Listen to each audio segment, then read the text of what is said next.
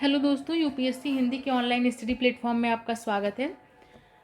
UPSC Hindi द्वारा UPPCS pre 2023 के लिए ये टेस्ट सीरीज स्टार्ट की गई है और इस क्लास के माध्यम से इस टेस्ट सीरीज़ के प्रश्नों को यहाँ कवर किया जाएगा। इसमें कुल 150 प्रश्न होंगे, जिसमें डेली 30 प्रश्नों को यहाँ डिस्कस किया जाएगा। इस क्लास को आगे बढ़ाते हैं और आज का जो पहला प्रश्न है उसको देख लेते हैं। आज का पहला प्रश्न है, देखेंगे कि यदि संसद के संयुक्त अधिवेशन के लिए राष्ट्रपति ने समन किया और इसी बीच लोकसभा भंग हो जाए तो क्या होगा। यहाँ देख लेंगे इस प्रश्न को।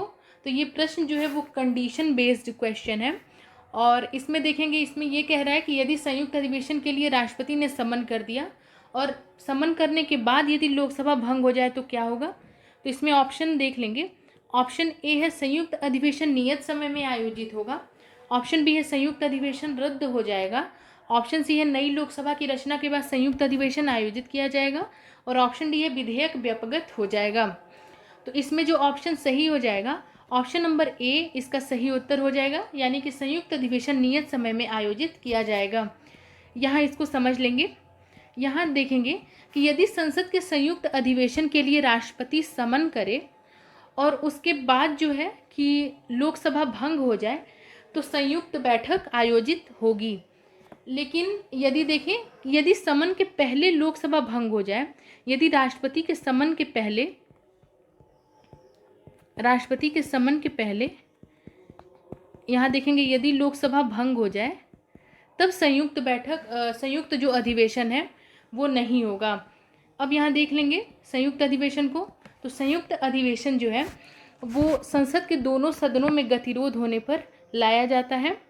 देखेंगे संसद के दोनों सदन यानी कि लोकसभा व राज्यसभा, इनमें जब गतिरोध होता है तब संयुक्त अधिवेशन लाया जाता है और ये संविधान के आर्टिकल 108 से संबंधित है। अब यहाँ देख लेंगे संयुक्त अधिवेशन किसके द्वारा बुलाया जाता है। तो संयुक्त अधिवेशन जो है कि वो राष्ट्रपति के द्वारा बुलाया जाता है। लेकिन इसकी अध्यक्षता कौन करता है। तो इसकी अध्यक्षता लोकसभा अध्यक्ष द्वारा, जो लोकसभा के स्पीकर हैं उनके द्वारा इसकी अध्यक्षता की जाती है। तो यदि प्रश्न ये रहे कि संयुक्त अधिवेशन किसके द्वारा बुलाया जाता है, तो ये राष्ट्रपति के द्वारा बुलाया जाता है। लेकिन इसकी अध्यक्षता किसके द्वारा की जाती है, तो इसकी अध्यक्षता लोकसभा के अध्यक्ष द्वारा की जाती है। यहाँ देख लेंगे जो लोकसभा और राज्यसभा में जो गतिरोध उत्पन्न होता है वो कौन सा है। देखेंगे कि एक सदन द्वारा पारित विधेयक जो है दूसरा सदन द्वारा अस्वीकार यदि कर दिया गया हो, माना कोई विधेयक है वो लोकसभा में पारित हो गया लेकिन राज्यसभा उसे अस्वीकार कर दे, तब जो है कि संयुक्त अधिवेशन बुलाया जाता है। दूसरा देखेंगे कि दूसरे सदन द्वारा जो है कि पहले सदन द्वारा कोई सुझाव दिया गया हो, माना राज्यसभा द्वारा कोई सुझाव दिया गया हो और लोकसभा द्वारा ये अस्वीकार कर दिया जाए, तब जो है कि संयुक्त अधिवेशन बुलाया जाता है। और यहीं अगर हम तीसरा देख लें तो एक सदन द्वारा जो पारित विधेयक है, यदि दूसरा सदन, माना कोई विधेयक लोकसभा में पारित हो गया और दूसरा सदन यानी कि राज्यसभा इसको 6 माह से अधिक के लिए रोक दे, तब भी संयुक्त अधिवेशन लाया जाता है। तब यहाँ देख लेंगे ऑप्शन, तो इसमें ऑप्शन ए सही हो जाएगा, यानी अगर राष्ट्रपति द्वारा समन कर दिया गया है और इसी बीच अगर लोकसभा भंग हो जाती है तब भी संयुक्त अधिवेशन जो है वो नियत समय में आयोजित किया जाएगा। नेक्स्ट क्वेश्चन देख लेते हैं। अगला प्रश्न है, देखेंगे विश्व कुष्ठ दिवस 2022 कब मनाया गया। और यहाँ ऑप्शन देख लेंगे। ऑप्शन ए है 31 जनवरी, ऑप्शन बी है 30 जनवरी, ऑप्शन सी है 29 जनवरी और ऑप्शन डी है 28 जनवरी। इसमें जो ऑप्शन सही हो जाएगा, ऑप्शन नंबर बी इसका सही उत्तर हो जाएगा, यानी 30 जनवरी को विश्व कुष्ठ दिवस 2022 मनाया गया। अगला देख लेंगे। अगला है कि दक्षिण अफ्रीका में महात्मा गांधी द्वारा प्रकाशित समाचार पत्र का क्या नाम था। और ऑप्शन यहाँ देख लेंगे। ऑप्शन ए है the Indian Opinion, option B है नेशनल हेराल्ड, ऑप्शन सी है लीडर और ऑप्शन डी है द पायनियर। इसमें जो ऑप्शन सही हो जाएगा, ऑप्शन नंबर ए इसका सही उत्तर हो जाएगा, यानी कि द इंडियन ओपिनियन। यानी दक्षिण अफ्रीका में महात्मा गांधी द्वारा प्रकाशित समाचार पत्र का नाम द इंडियन ओपिनियन था। अगर बाकी के ऑप्शन को देखें तो बाकी का जो ऑप्शन है नेशनल हेराल्ड, ये जो है कि जवाहरलाल नेहरू द्वारा शुरू किया गया था इस समाचार पत्र को, ये अंग्रेजी में था। बाकी देख लेते हैं लीडर, तो लीडर जो था वो भी जो है कि अंग्रेजी समाचार पत्र था, और इसको जो है कि माननीय मदन मोहन मालवीय जी द्वारा जो है कि इसका प्रकाशन किया गया था। और अगला देख लेते हैं द पायनियर, तो द पायनियर जो है ये जो है कि जॉर्ज एलन के द्वारा इसकी शुरुआत की गई थी। तो देखेंगे इसमें ऑप्शन ए सही हो जाएगा। अगर महात्मा गांधी के कुछ अन्य देखें प्रकाशित जो समाचार पत्र हैं तो उसमें देख लेंगे यंग इंडिया, महात्मा गांधी का था ये भी, और बाकी हम देख लेंगे नवजीवन, ये भी गांधी द्वारा जो है कि प्रकाशित, महात्मा गांधी द्वारा प्रकाशित समाचार पत्र हैं। नेक्स्ट देख लेते हैं अगला प्रश्न। अगला प्रश्न है कि केवल धारणा को कौन स्वीकार करता है, और ऑप्शन देख लेंगे। ऑप्शन ए है जैन, बी चारवाक, सी बुद्ध और डी संख्या। ऑप्शन जो इसमें सही हो जाएगा ऑप्शन नंबर बी इसका सही उत्तर हो जाएगा, यानी कि चारवाक। नेक्स्ट है कि हाल ही में किसने ओडिशा ओपन खिताब जीता है, और ऑप्शन देख लेंगे। ऑप्शन ए है मालविका बंसोड, ऑप्शन बी है अश्मिता चालिहा, ऑप्शन सी है स्मित तोषनीवाल और डी है उन्नति हुड्डा। इसमें जो ऑप्शन सही हो जाएगा ऑप्शन नंबर डी इसका सही उत्तर हो जाएगा। देखेंगे अभी हाल ही में 14 वर्षीय उन्नति हुड्डा द्वारा ओडिशा ओपन बैडमिंटन टूर्नामेंट महिला सिंगल्स का खिताब जीता गया है। तो इस प्रकार इसका ऑप्शन नंबर जो डी है वो सही हो जाएगा।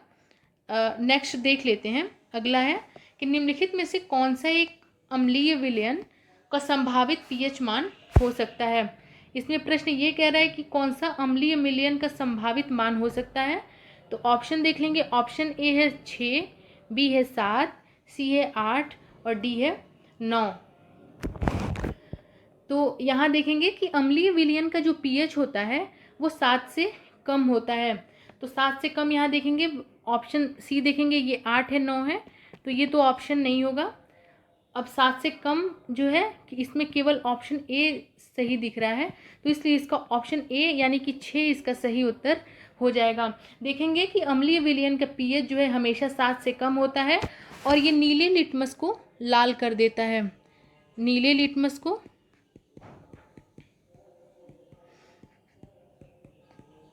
लाल कर देता है जो अम्लीय विलयन होता है। बाकी देख लेते हैं। अगर उदासीन की बात करें तो यदि किसी विलयन का पीएच मान 7 है तो ये उदासीन है।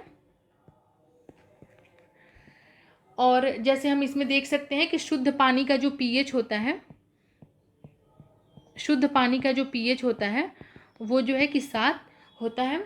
अब अगर क्षारीय विलयन की बात करें तो क्षारीय विलयन का पीएच मान जो हमेशा होता है वो 7 से अधिक होता है। और यह जो है लाल लिटमस को नीले लिटमस में बदल देता है, लाल लिटमस को नीले लिटमस में बदल देता है, जो कि क्षारीय विलयन होता है।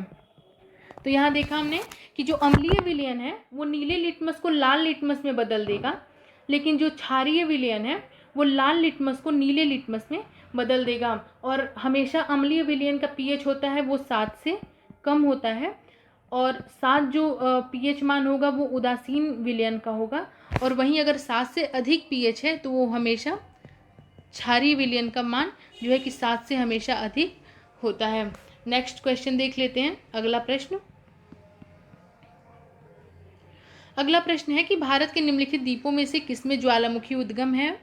और ऑप्शन देख लेंगे। ऑप्शन ए है बैरन, ऑप्शन बी है कार निकोबार, ऑप्शन सी है लिटिल निकोबार और ऑप्शन डी है उत्तरी अंडमान।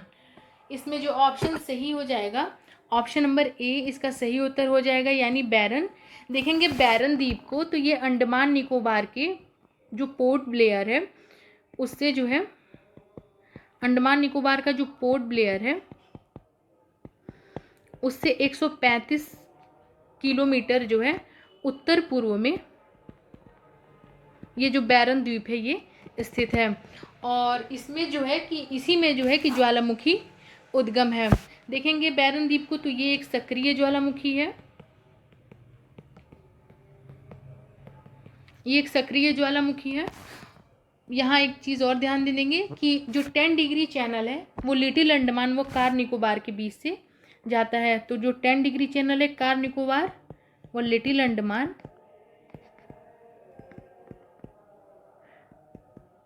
के बीच से जो है कि 10 डिग्री जो जल संधि है, जो 10 डिग्री चैनल है वो जाता है। तो इस प्रकार इसमें ऑप्शन नंबर ए सही हो जाएगा कि जो ज्वालामुखी उद्गम है वो बैरन द्वीप में है, जो कि अंडमान निकोबार के पोर्ट ब्लेयर से 135 किलोमीटर उत्तर पूर्व में। अगला प्रश्न देख लेते हैं। अगला प्रश्न है कि मायोपिया किस अंग का विकार है, और ऑप्शन देख लेंगे। ऑप्शन ए है हृदय, ऑप्शन बी है कान, ऑप्शन सी है आँख और ऑप्शन डी है गुर्दा। इसमें जो ऑप्शन सही हो जाएगा तो ऑप्शन नंबर सी इसका सही उत्तर हो जाएगा, यानी कि आँख। देखें अगर मायोपिया को, तो ये आँख अंग का विकार है। और इसमें देखें अगर मायोपिया को यहाँ समझ लेंगे तो मायोपिया इसको निकट दृष्टि दोष के नाम से भी जानते हैं। और इसमें देखेंगे कि पास की वस्तुओं को देखा जा सकता है। मायोपिया में इसमें पास की वस्तुएं तो स्पष्ट दिखाई देती हैं, लेकिन दूर की वस्तुओं को देखने में इसमें कठिनाई आती है। तो इस प्रकार हम देखेंगे तो यह जो है कि ये इसके नाम के बिल्कुल विपरीत है। नाम है इसका निकट दृष्टि दोष, लेकिन इसमें निकट की वस्तुएं ही स्पष्ट दिखाई दे रही हैं और दूर की वस्तुओं को देखने में इसमें कठिनाई हो रही है। इसी प्रकार हम यहाँ दूर दृष्टि दोष को भी समझ लेंगे। दूर दृष्टि दोष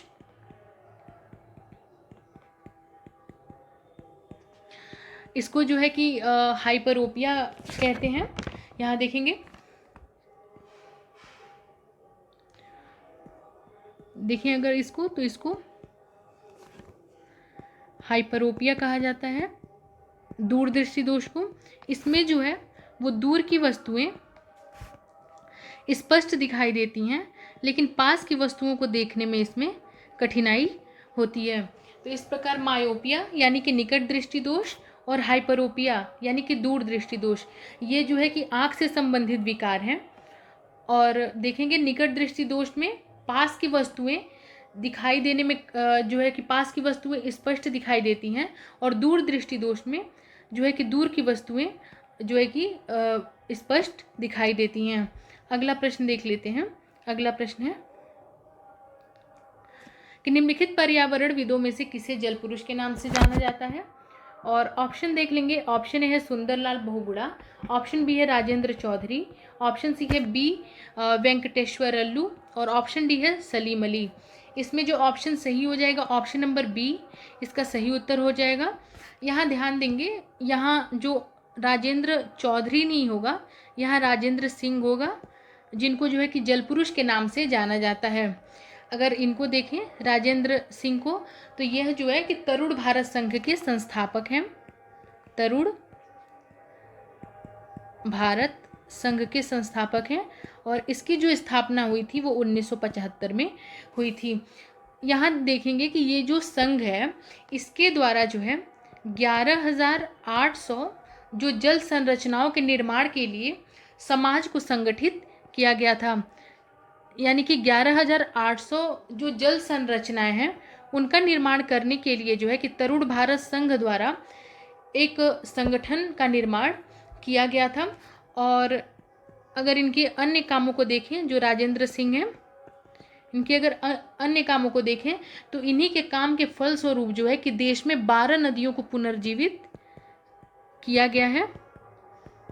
इनके जो कार्य हैं उनमें जो है कि इन्होंने 12 नदियों को पुनर्जीवित करने का भी कार्य किया है।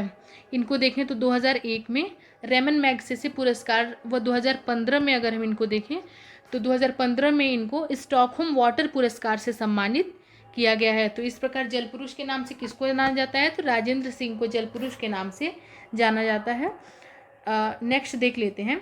नेक्स्ट है कि वह स्थान जहाँ सामान को कंप्यूटर में जोड़ा जाता है उसको क्या कहते हैं। और यहाँ ऑप्शन देख लेंगे। ऑप्शन ए है पोर्ट, ऑप्शन बी है रिंग, ऑप्शन सी है बस और ऑप्शन डी है जीप। इसमें जो ऑप्शन सही हो जाएगा, ऑप्शन नंबर ए इसका सही उत्तर हो जाएगा, यानी कि पोर्ट। देखेंगे पोर्ट से जो है कि कोई भी बाहरी उपकरण को कंप्यूटर से जोड़ा जाता है। अगर किसी बाहरी उपकरण को जो है कि कंप्यूटर से जोड़ना है तो वो पोर्ट के माध्यम से उसको जोड़ा जाएगा। बाकी अगर हम देखें रिंग को, तो रिंग जो है कि नेटवर्क टोपोलॉजी में आ जाती है और इसमें जो है कि कंप्यूटर नेटवर्क को रिंग शेप्ड में जोड़ा जाता है। यहाँ इसको समझ लेते हैं। जो रिंग नेटवर्क रिंग जो टोपोलॉजी है वो कैसी होती है। यहाँ देखेंगे ये जो है सिस्टम, कंप्यूटर सिस्टम हो गए, इनको जो है इन सभी कंप्यूटरों को एक दूसरे से जो है कि रिंग शेप्ड में जोड़ा जाएगा। सभी कंप्यूटर इसमें एक दूसरे से कनेक्ट रहेंगे। और एक बात और इसमें ध्यान देंगे, यह चैनल वाइज चलेगा, यानी एक तरफ से चलेगा, यानी कि कोई भी डेटा जो है कि चैनल वाइज चलेगा, यानी एक से दूसरे में, दूसरे से तीसरे में, तीसरे से चौथे में। तो ये जो हो गया कि रिंग टोपोलॉजी इसको कहते हैं। उसी प्रकार अगर हम बस टोपोलॉजी को देखें तो इसमें जो है इस प्रकार के कंप्यूटर नेटवर्क में जो है कि कंप्यूटर नेटवर्क को बस के आकार में जोड़ा जाता है। इसको यहाँ देख सकते हैं। ये जो है यहाँ जो है कि कंप्यूटर नेटवर्क को बस के आकार में जोड़ा जाएगा। यहाँ इसको ऐसे बना देंगे। देखेंगे यहाँ हब बना दिए जाएंगे जिससे ये सिस्टम जुड़ेंगे और यहाँ जो है कि सिस्टम लगा दिए जाते हैं और ये सिस्टम जो है कि इससे ये कनेक्ट होते हैं। इस प्रकार ये जो है कि बस टोपोलॉजी के अंतर्गत ये आ जाता है। अगर इसको देखें तो जो बस टोपोलॉजी है, जो बस नेटवर्किंग टोपोलॉजी है, इसके क्या क्या फ़ायदे हैं तो देखेंगे ये इजी टू अंडरस्टूड है, यानी इसको आसानी से समझा जा सकता है। बाकी हम इसको देखें तो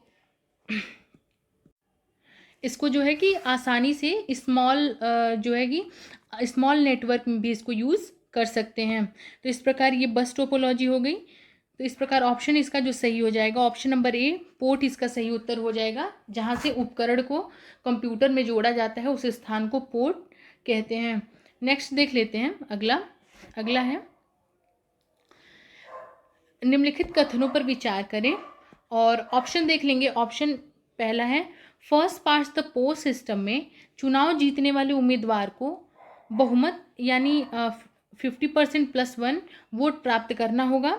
और दूसरा जो है वो है आनुपातिक प्रतिनिधित्व प्रणाली में प्रत्येक दल को विधायिका में मतों के प्रतिशत के अनुपात में सीटें मिलती हैं। और इसमें देख लेंगे नीचे, तो इसमें दिया गया है कि ऊपर दिए गए कथनों में से कौन सा कथन सही है।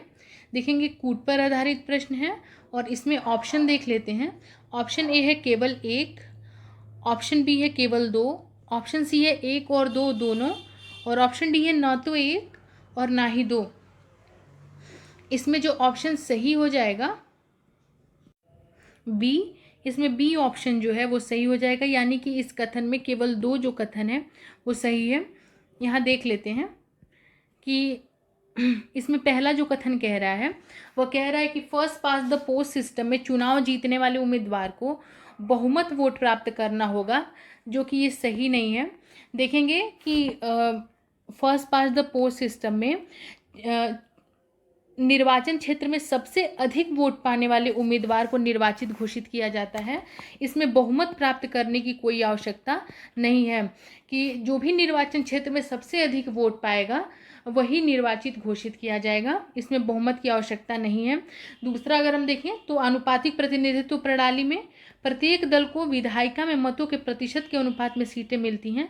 ये ऑप्शन बिल्कुल सही है। तो इस प्रकार इसका ऑप्शन नंबर जो बी है वो सही हो जाएगा। नेक्स्ट क्वेश्चन देख लेते हैं। अगला प्रश्न है कि भारत से विदेशों में बहुतायत में निर्यात किए जाने वाले आम की कौन सी प्रजाति है। और ऑप्शन यहाँ देख लेंगे। ऑप्शन ए है चौसा, बी है गौरजीत, ऑप्शन सी है अल्फोंसो और ऑप्शन डी है लंगड़ा। इसमें जो ऑप्शन सही हो जाएगा, ऑप्शन सी इसका सही उत्तर हो जाएगा, यानी कि अल्फोंसो। जो अल्फोंसो आम है वो जो है कि विदेशों में बहुतायत जो है कि भारत से निर्यात किया जाता है। देखिए अल्फोंसो के अलावा और कौन कौन से आम हैं जिनका विदेशों में निर्यात किया जाता है, तो वो हम देख लेंगे। केसर है, तोतापुरी, ये सब जो आम की प्रजातियां हैं इनको भी जो है कि भारत के बाहर विदेशों में निर्यात किया जाता है। नेक्स्ट देख लेते हैं नेक्स्ट क्वेश्चन। अगला है कि निम्न में से कौन सा शास्त्रीय नृत्य अपने वर्तमान स्वरूप में मुगल परंपरा से प्रभावित है। और यहाँ ऑप्शन देख लेंगे। ऑप्शन ए है कथक, ऑप्शन बी है मोहिनीअट्टम, ऑप्शन सी है भरतनाट्यम और ऑप्शन डी है कथकली। यहाँ देखेंगे इसमें जो ऑप्शन सही हो जाएगा, ऑप्शन नंबर ए इसका सही उत्तर हो जाएगा, यानी कि कथक। अगर हम कथक लोक शास्त्रीय नृत्य को देखें तो ये अपने वर्तमान स्वरूप में जो है कि मुगल परंपरा से प्रभावित देखने को मिलता है। अन्य को देख ले अगर मोहिनीअट्टम को, तो ये केरला का लोक नृत्य है। भरतनाट्यम को देखें तो ये तमिलनाडु का है और कथकली को देखें तो ये भी केरल का ही लोक नृत्य है। यहाँ कथक को देख लें तो कथक जो है कि प्राचीन भारतीय जो शास्त्रीय नृत्य शैलियाँ हैं उनमें से एक है तथा ये उत्तर प्रदेश का जो है लोक नृत्य भी है। नेक्स्ट अगला प्रश्न है कि विश्व के सर्वाधिक समस्यात्मक जलीय घास फूस है, और ऑप्शन देख लेंगे। ऑप्शन ए है इक्छोर्निया, ऑप्शन बी है ट्रैपा, ऑप्शन सी है वोल्फिया और ऑप्शन डी है अजोला। इसमें जो ऑप्शन सही हो जाएगा, ऑप्शन नंबर ए इसका सही उत्तर हो जाएगा, यानी इक्छोर्निया। अगर देखें इक्छोर्निया क्रेसिप्स इसका नाम है और इसको सामान्य बोलचाल की भाषा में जलकुंभी कहा जाता है। जलकुंभी को सामान्यतः हम अपने आसपास देख सकते हैं, तालाब में, गड्ढों में जो है कि जलकुंभी देखी जा सकती है। तो जो इक्छोर्निया क्रेसिप्स है वो दुनिया के सबसे अधिक समस्याग्रस्त जलीय खरपतवार है और इसे जो है कि बंगाल का आतंक भी कहा जाता है। जलकुंभी को बंगाल का आतंक भी कहा जाता है। देखेंगे कि जलकुंभी जहाँ जिस तालाब में, नदियों में लगती हैं, ये काफ़ी जो है कि सघन या फिर काफ़ी जो है कि पास पास लगती हैं और यह पौधा जो है कि रुके हुए जल में सर्वाधिक वृद्धि करता है। इस पौधे के जल में जो है जल का ठहराव बहुत अधिक हो जाता है और जल से जो है कि और ये पौधा ये जल में उपस्थित जो भी ऑक्सीजन है उनको खींच लेता है, फलस्वरूप जो मछलियों की है मृत्यु हो जाती है। तो इस प्रकार देखें तो इस प्रकार जो है कि यह पौधा जो है वो मानव गतिविधियों पर भी, जैसे देख लेंगे मछली पकड़ना यानी कि जल परिवहन और जैव विविधता पर भी ये प्रतिकूल प्रभाव डालता है और इस कारण जो है कि इसे विश्व की सर्वाधिक समस्यात्मक जलीय घास फूस इसको कहा गया है। अगला देख लेते हैं। अगला है निम्नलिखित कथनों पर विचार करें और कथन देख लेते हैं। पहला, इसमें पहला कथन है कि भारत के चुनाव आयोग की स्थापना स्वतंत्रता के ठीक बाद अगस्त में की गई थी, यानी कि 1947 में। दूसरा कथन जो है, स्वतंत्र भारत का पहला आम चुनाव 1950 में हुआ था। और तीसरा जो है कि पहले लोकसभा चुनाव में सोशलिस्ट पार्टी ने कांग्रेस के पीछे दूसरी सबसे अधिक सीटें हासिल की। अब अगर इन तीनों कथनों को देख लेंगे, नीचे यहाँ देखेंगे कि ऊपर दिए कथनों में से कौन सा सही है। और अगर हम इस कूट को देख लें और इसके ऑप्शन को देख लें तो ऑप्शन ए है केवल एक, ऑप्शन बी है केवल एक और दो, ऑप्शन सी है केवल दो और तीन और ऑप्शन डी है उपरोक्त में से कोई नहीं। तो अगर एक बार फिर हम कथन को देखें तो पहला कथन जो है वो है कि भारत के चुनाव आयोग की स्थापना स्वतंत्रता के ठीक बस अगस्त में की गई थी।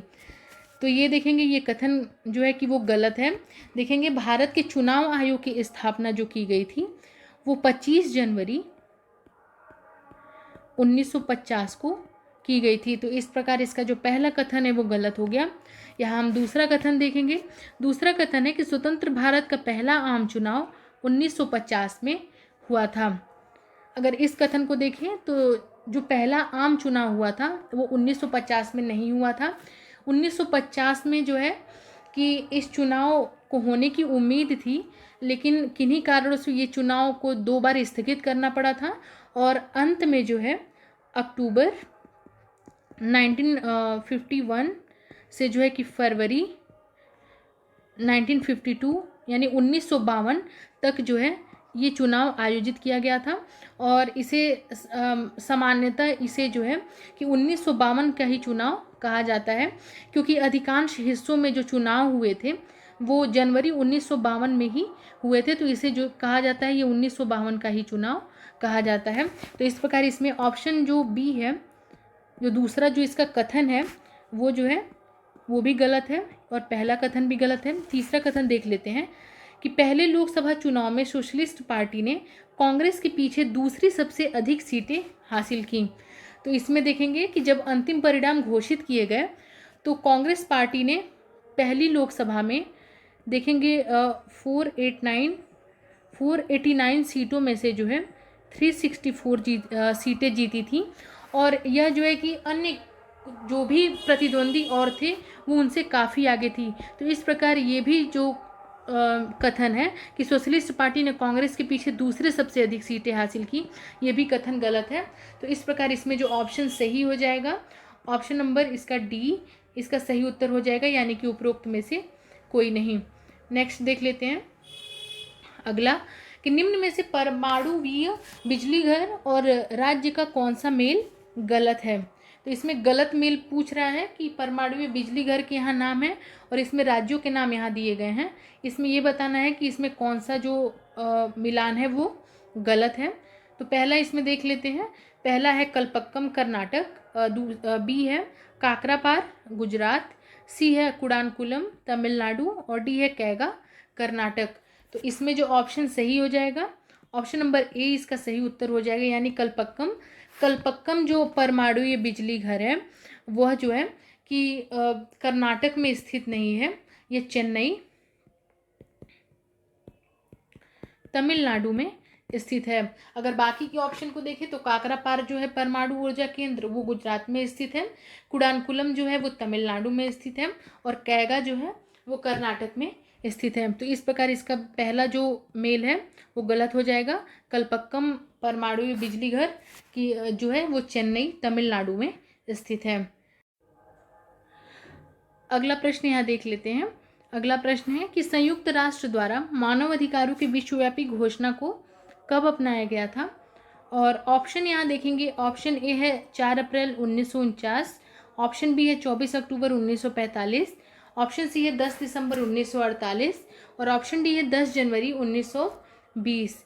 इसमें जो ऑप्शन सही हो जाएगा ऑप्शन नंबर सी इसका सही उत्तर हो जाएगा, यानी 10 दिसंबर 1948।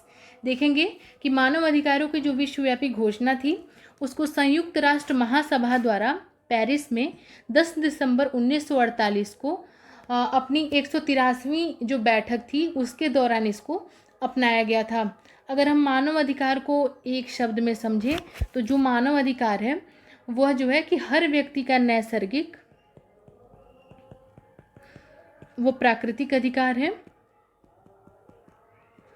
जैसे कि हम इसको ऐसे समझ सकते हैं, जीवन का अधिकार, स्वतंत्रता का अधिकार, निजता का अधिकार, ये सभी जो है वो मानव अधिकार के अंतर्गत आता है, यानी कि वो हर व्यक्ति का नैसर्गिक व प्राकृतिक अधिकार है। नेक्स्ट क्वेश्चन देख लेते हैं। नेक्स्ट क्वेश्चन है कि भारत के प्रधानमंत्री द्वारा शुरू की गई रोरो फेरी किन 2 स्थानों को जोड़ती है। और ऑप्शन देख लेंगे। ऑप्शन ए है भावनगर और दहेज, ऑप्शन बी है सोमनाथ और द्वारका, ऑप्शन सी है घोघा और दहेज और ऑप्शन डी है भावनगर और घोघा। इसमें जो ऑप्शन सही हो जाएगा ऑप्शन नंबर सी इसका सही उत्तर हो जाएगा, यानी घोघा और दहेज जो कि गुजरात में स्थित है। अब यहाँ रोरो फेरी को समझ लेंगे। तो रोरो का अर्थ है रोल ऑन और एंड रोल ऑफ। इसको हम अगर समझें तो इसको ऐसे समझ सकते हैं जैसे कि इसमें जो है कि एक बहुत बड़ी सी शीप होगी जिसमें बहुत सारी कारों को या फिर जो है कि अन्य वाहन ट्रक्स उनको रखा जा सकेगा। और इसके द्वारा अगर एक पोर्ट से दूसरे पोर्ट पर जाना है तो बाई रोड जाने में काफ़ी प्रॉब्लम्स आती हैं, ट्रैफिक की या अन्य चीज़ों की। तो इसको इस शिप के माध्यम से एक पोर्ट से दूसरे पोर्ट तक इसको ले जाया जाएगा। इसी को जो है कि रोरो फेरी नाम दिया गया है। यानी कि जब ये कार्स हैं या फिर ट्रक्स या फिर अन्य कोई जो परिवहन है उसको इस पे रखने को रोल ऑन कहा जाएगा, और जब ये उतारा जाता है तो इसको रोल ऑफ कहा जाएगा। तो इसीलिए इसका नाम जो रखा गया है वो रोरो फेरी रखा गया है। और यह जो है कि घोघा और दहेज को जोड़ा जाता है, जो कि गुजरात में स्थित है। अगला प्रश्न है कि भारतीय संविधान की कुछ विशेषताओं के संदर्भ में निम्नलिखित युग्मों पर विचार करें। और इसमें देख लेंगे, इसमें पहला कि पोस्ट का पहला भाग आयरिश संविधान से, दूसरा है न्यायिक समीक्षा जो कि संयुक्त राज्य अमेरिका के संविधान से ली गई है, तीसरा हम देखें तो सरकार का अर्धसंघीय स्वरूप रूसी संविधान से, और चौथा है अवशिष्ट शक्तियाँ कनाडा के संविधान से ली गई हैं। अब इसमें नीचे देख लेते हैं कूट को। तो ऊपर दिए गए युग्मों में से कौन सा सही सुमेलित है, और इसमें ऑप्शन देख लेंगे। ऑप्शन ए है केवल 2, ऑप्शन बी है 1, 3 और 4, ऑप्शन सी है 2 और 4, और ऑप्शन डी है 1, 2 और 3। इसमें जो ऑप्शन सही हो जाएगा ऑप्शन नंबर सी इसका सही उत्तर हो जाएगा, यानी केवल 2 और 4 इसमें सही हैं। इसमें यहाँ देखेंगे कि पोस्ट का पहला भाग यानी कि फर्स्ट पास द पोस्ट जो पद्धति है वो आयरिश संविधान से उसको नहीं लिया गया है, बल्कि इसको जो है कि ब्रिटिश जो है कि संविधान से लिया गया है। तो इस प्रकार ये जो पहला ऑप्शन है वो गलत हो जाएगा। दूसरा देखेंगे न्यायिक समीक्षा को, तो न्यायिक समीक्षा जो है कि वो यूएसए के संविधान से ली गई है, ये बिल्कुल सही है। वहीं अगर हम तीसरा देखें तो सरकार का अर्धसंघीय जो स्वरूप है वो रूसी संविधान से न लेकर के कनाडा के संविधान से लिया गया है। और चौथा जो शक्ति देखें अवशिष्ट शक्तियाँ, तो अवशिष्ट शक्तियाँ जो हैं हमारे संविधान में वो कनाडा के संविधान से ही ली गई हैं। इस प्रकार इसका ऑप्शन नंबर 2 और 4 सही हो जाएगा और 1 और 3 गलत हो जाएंगे। नेक्स्ट देखते हैं अगला प्रश्न कि निम्नलिखित भारत के राज्यों में से कौन सा राज्य सर्वाधिक वनाच्छादित है। और यहाँ ऑप्शन देख लेंगे। ऑप्शन है कि ए मिज़ोरम, बी है असम, सी है गुजरात और डी है नागालैंड। इसमें जो ऑप्शन सही हो जाएगा ऑप्शन नंबर ए इसका सही उत्तर हो जाएगा मिज़ोरम। अगर हम देखें यहाँ देख लेंगे ऑप्शन ए इसका सही हो जाएगा मिज़ोरम। देखेंगे वन स्थिति रिपोर्ट को, वन स्थिति रिपोर्ट जो 2021 है इसके अनुसार जो है कि जो मिज़ोरम है वो सर्वाधिक वनाच्छादित राज्य है। अगर सर्वाधिक वन क्षेत्रफल वाले राज्यों को देखें, यहाँ समझ लेंगे सर्वाधिक वन क्षेत्रफल वाले राज्यों को देखें तो इसमें जो है मध्य प्रदेश सबसे अधिक है। सबसे अधिक वन क्षेत्रफल जो है कि मध्य प्रदेश में है, उसके बाद अरुणाचल प्रदेश, फिर हम देख लेंगे छत्तीसगढ़ और फिर ओडिशा। उसी प्रकार अगर हम देखें सर्वाधिक वनावरण प्रतिशत वाले राज्य जो हैं तो उनमें सबसे पहले हमारा आ जाएगा मिज़ोरम, उसके बाद हम देख लेंगे अरुणाचल प्रदेश को, उसके बाद मेघालय,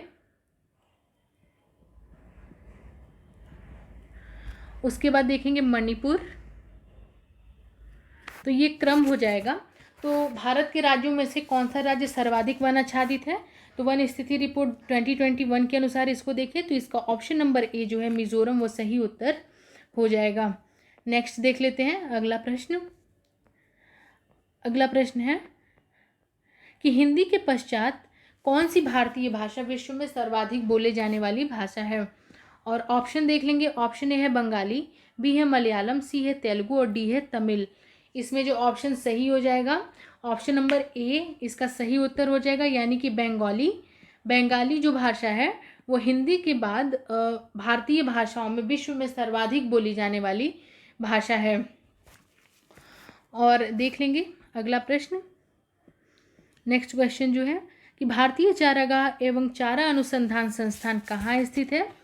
और इसको ऑप्शन देख लेंगे। ऑप्शन ए हो जाएगा झांसी, बी है लखनऊ, सी है जयपुर और डी है कोटा। इसमें ऑप्शन जो सही हो जाएगा, ऑप्शन नंबर ए इसका सही उत्तर हो जाएगा, यानी कि भारतीय चारागाह एवं चारा अनुसंधान संस्थान जो है वो झांसी में ही स्थित है। नेक्स्ट क्वेश्चन देख लेंगे। अगला प्रश्न कि चारवाक दार्शनिक प्रणाली कहलाती थी। और इसमें ऑप्शन देख लेंगे। ऑप्शन ए है अस्तिक प्रणाली, ऑप्शन बी है मीमांसा प्रणाली, ऑप्शन सी है वैशेषिक प्रणाली और ऑप्शन डी है लोकायत प्रणाली। इसमें जो ऑप्शन सही हो जाएगा, ऑप्शन नंबर डी लोकायत प्रणाली इसका सही उत्तर हो जाएगा। यानी जो चारवाक की दर्शन प्रणाली थी वो लोकायत प्रणाली कही जाती है। लोकायत प्रणाली को देखेंगे तो इसका अर्थ है कि जनता का दर्शन, लोकायत प्रणाली के लोक यानी जनता यानी कि जनता का दर्शन। इनका कहना था कि लौकिक संसार में विश्वास, इसके लोग जो है कि लौकिक संसार में विश्वास करते थे। बाकी हम देख लेंगे स्वर्ग नर्क मुक्ति की धारणा में विश्वास नहीं करते थे। देखेंगे स्वर्ग नर्क मुक्ति आदि इन सब धारणा में जो लोकायत प्रणाली थी चारवाक की उसके लोग विश्वास नहीं करते थे। बाकी और अन्य ऑप्शन को समझ लें। अगर आस्तिक प्रणाली को समझे तो जो ये आस्तिक प्रणाली है ये जो है वेदों का अधिकार, ब्राह्मणों की श्रेष्ठता तथा जो 4 वर्ण हैं जो कि ब्राह्मण क्षत्रिय वैश्य शूद्र उनसे बने समाज को ये स्वीकार करता है। अगर दूसरा हम मीमांसा प्रणाली को देख लेंगे तो मीमांसा प्रणाली जो है वो हिंदू धर्म ग्रंथों की व्याख्या करने का जो नियम है उसको ये जो है कि ये प्रदान करता है। जो हिंदू धर्म ग्रंथ हैं उनकी व्याख्या करने के लिए ये नियम प्रदान करती है जो कि मीमांसा प्रणाली में किया गया है। तथा लोकायत प्रणाली जो है ये लौकिक संसार में विश्वास करती है तथा जो भी स्वर्ग नर्क मुक्ति की धारणा में ये विश्वास नहीं करते हैं। नेक्स्ट क्वेश्चन देख लेंगे। अगला प्रश्न जो है कि भूकंप अलर्ट ऐप लॉन्च करने वाला देश का पहला राज्य कौन सा है। और ऑप्शन देख लेंगे। ऑप्शन ए है हरियाणा, ऑप्शन बी है राजस्थान, ऑप्शन सी है उत्तराखंड और ऑप्शन डी है हिमाचल प्रदेश। इसमें जो ऑप्शन सही हो जाएगा, ऑप्शन नंबर सी इसका सही उत्तर हो जाएगा, यानी कि उत्तराखंड। देखेंगे उत्तराखंड सरकार ने भूकंप से होने वाले नुकसान को कम करने के लिए जो उत्तराखंड में आईआईटी रुड़की के माध्यम से जो है उत्तराखंड भूकंप अलर्ट ऐप तैयार किया है। और इस तरह का ऐप शुरू करने वाला जो है ये उत्तराखंड जो है वो देश का पहला राज्य बन गया है। तो इस प्रकार ऑप्शन नंबर इसका जो सी है वो सही हो जाएगा। नेक्स्ट क्वेश्चन देख लेते हैं। अगला प्रश्न है कि गुणसूत्रों की वंशागत का सिद्धांत किसके द्वारा दिया गया था। और ऑप्शन देख लेंगे। ऑप्शन ए है मेंडल, ऑप्शन बी है सूटन एवं बोवरी, ऑप्शन सी है मूलर और ऑप्शन डी है वॉल्डेयर। इसमें जो ऑप्शन सही हो जाएगा, ऑप्शन नंबर बी इसका सही उत्तर हो जाएगा। यानी गुणसूत्रों की वंशागत जो सिद्धांत दिया गया था वो सूटन व बावेरी के द्वारा दिया गया था। तो ऑप्शन नंबर बी इसका सही उत्तर हो जाएगा। देखेंगे यह जो सिद्धांत है यह बताता है कि गुणसूत्र आनुवंशिकता के वाहन हैं। देखेंगे इसके अनुसार जो गुणसूत्र हैं, जो क्रोमोसोम्स हैं वो आनुवंशिकता के वाहन हैं। और इसमें यह भी कहा गया कि जो जीन होता है वो गुणसूत्रों में, जो भी जीन्स होते हैं वो गुणसूत्रों में कुछ विशिष्ट स्थानों में पाए जाते हैं। तथा जब अर्धसूत्री जब कोशिका विभाजन होता है तो यह गुणसूत्र जो है मेंडल के वंशानुक्रम के नियमों की व्याख्या करते हैं। तो इस प्रकार इसका ऑप्शन नंबर बी सही हो जाएगा। यानी गुणसूत्रों की जो वंशागत सिद्धांत जो दिया गया है वो सूटन और बॉबेरी के द्वारा दिया गया है। नेक्स्ट है कि देशियर कथा पुस्तक किसके द्वारा लिखी गई है। और इसमें ऑप्शन देख लेंगे। ऑप्शन है सखाराम गणेश देवस्कर, ऑप्शन बी है राजेंद्र प्रसाद, ऑप्शन सी है निवारण चंद्रा और ऑप्शन डी है मुरली मोहन प्रसाद। इसमें जो ऑप्शन सही हो जाएगा, ऑप्शन नंबर ए इसका सही उत्तर हो जाएगा।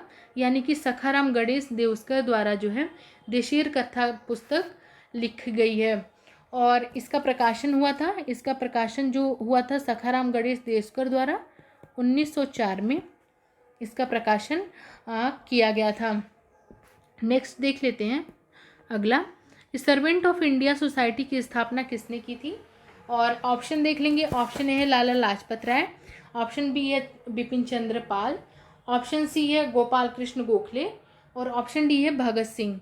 इसमें जो ऑप्शन सही हो जाएगा, ऑप्शन नंबर सी इसका सही उत्तर हो जाएगा, यानी सर्वेंट ऑफ इंडियन सोसाइटी की स्थापना 1905 में गोपाल कृष्ण गोखले द्वारा की गई थी। और वहीं हम देखें गोखले को, तो इनको महात्मा गांधी के राजनीतिक गुरु के रूप में भी जाना जाता है। और इन्होंने जो है 1905 का जो कांग्रेस का जो बनारस सत्र का जो अधिवेशन हुआ था उसमें इनको अध्यक्ष भी चुना गया था। तो इस प्रकार देख लेंगे सर्वेंट ऑफ इंडिया सोसाइटी की स्थापना जो की गई थी वो 1905 में गोपाल कृष्ण गोखले के द्वारा की गई थी। नेक्स्ट क्वेश्चन है अगला, कि लंदन में इंडिया हाउस के संस्थापक कौन थे? तो ऑप्शन इसमें देख लेंगे। ऑप्शन है श्यामजी कृष्ण वर्मा, ऑप्शन बी है रास बिहारी बोस, ऑप्शन सी है रामचंद्र, ऑप्शन डी है तारकनाथ दास। इसमें जो ऑप्शन सही हो जाएगा, ऑप्शन नंबर ए इसका सही उत्तर हो जाएगा, यानी श्यामजी कृष्ण वर्मा। देखेंगे कि श्यामजी कृष्ण वर्मा के द्वारा 1905 में इंडिया हाउस की स्थापना की गई थी। 1905 में जो है कि लंदन में इंडिया हाउस की स्थापना की गई थी। और यह जो है कि ब्रिटेन में भारतीय जो क्रांतिकारी हैं उनमें जो है कि राष्ट्रवाद की स्थापना के लिए, उनमें राष्ट्रवाद स्थापित करने के लिए इंडिया हाउस की स्थापना हुई थी। नेक्स्ट क्वेश्चन देख लेंगे कि फ़ारेनहाइट पैमाने में 50 डिग्री सेंटीग्रेड का मान है। और ऑप्शन देख लेंगे 104 डिग्री फ़ारेनहाइट, बी है 122 डिग्री फ़ारेनहाइट, ऑप्शन सी है 100 डिग्री फ़ारेनहाइट और ऑप्शन डी है 75 डिग्री फ़ारेनहाइट। इसमें जो ऑप्शन सही हो जाएगा कि फ़ारेनहाइट का पैमाने में अगर हम 50 डिग्री सेल्सियस का मान देखें तो ये हो जाएगा ऑप्शन नंबर बी इसका सही उत्तर हो जाएगा, यानी कि 122 डिग्री फ़ारेनहाइट। नेक्स्ट देखेंगे अगला प्रश्न, कि किसी भी राजनीतिक दल को राष्ट्रीय दल के रूप में मान्यता प्रदान करने के लिए निम्नलिखित में से कौन सी आवश्यक शर्तें हैं? और यहाँ देख लेंगे ऑप्शन, तो ऑप्शन ए है पहला जो है इसमें है कि लोकसभा या विधानसभाओं के आम चुनाव में पार्टी 4 राज्यों में 6% वोट प्राप्त करती है और इसके अलावा यह किसी भी राज्य या राज्यों से 4 लोकसभा सीटें जीतती है। दूसरा देखेंगे कि एक पार्टी को 4 या अधिक राज्यों में राज्य पार्टी के रूप में मान्यता मिली हो। और फिर हम तीसरा देख लेंगे कि पार्टी कम से कम 3 अलग अलग राज्यों से लोकसभा में 6% सीटें जो हैं वो जीतती हो। और यहाँ देखेंगे कूट का, तो कूटों में देख लेंगे ऑप्शन को, तो ऑप्शन ए है केवल 1 और 2, ऑप्शन बी है केवल 2 और 3, ऑप्शन सी है केवल 1 और 3 और ऑप्शन डी है केवल 1, 2 और 3। इसमें जो ऑप्शन सही हो जाएगा, ऑप्शन नंबर ए इसका सही उत्तर हो जाएगा, यानी 1 और 2। अब हम यहाँ इसको समझ लेंगे कि किसी भी राजनीतिक दल को राष्ट्रीय दल के रूप में मान्यता प्रदान करने के लिए क्या शर्तें हैं, तो देख लेंगे। लोकसभा या विधानसभा के आम चुनाव में पार्टी को जो है, यहाँ इसको समझेंगे, लोकसभा या विधानसभा के आम चुनाव में पार्टी को जो है 4 राज्यों में 6% वोट मिलते हैं और इसके अलावा यह किसी भी राज्य या राज्यों में 4 लोकसभा सीटें जीतती है। तो ये कथन जो है कि ये बिल्कुल सही है। हम इसमें दूसरा देख लेंगे, तो एक पार्टी को 4 या अधिक राज्यों में राज्य पार्टी के रूप में मान्यता मिलती है, तो ये भी जो है कि कथन बिल्कुल सही है। तीसरा हम अगर देख लें तो पार्टी कम से कम 3 अलग अलग राज्यों से लोकसभा में 6% सीटें जीतती है, तो इसमें अगर देखें तो ये जो है कि कथन गलत हो जाएगा, क्योंकि पार्टी कम से कम 3 अलग अलग राज्यों में लोकसभा में जो है कि 2% सीटें यदि जीतती है तब जो है कि उसको राजनीतिक दल की मान्यता दी जाएगी। तो इस प्रकार इसमें पहला और दूसरा इसमें ये गलत हो जाएगा तथा तीसरा जो इसमें ऑप्शन है वो तीसरा जो ऑप्शन है वो गलत हो जाएगा और पहला और दूसरा जो ऑप्शन है वो सही हो जाएगा। तो इसमें ऑप्शन जो सही हो जाएगा ऑप्शन नंबर ए, 1 और 2 इसका सही उत्तर हो जाएगा। आज की क्लास में इतना ही। अगली क्लास में हम आगे के प्रश्नों को डिस्कस करेंगे। Thank you.